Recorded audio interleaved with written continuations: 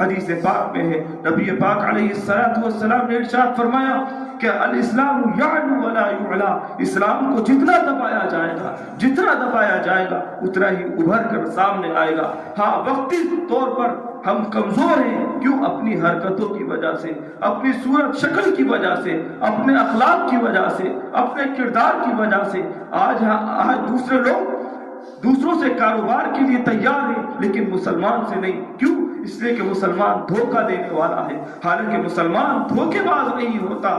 صحیح مسلمان وہ ہوتا ہے جو امانت دار ہوتا ہے، جو خائن نہیں ہوتا۔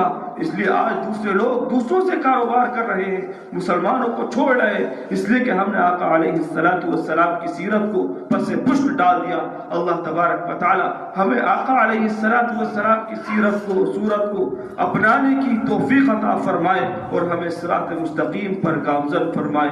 وآخر دعوانا الحمد للہ رب العالمین۔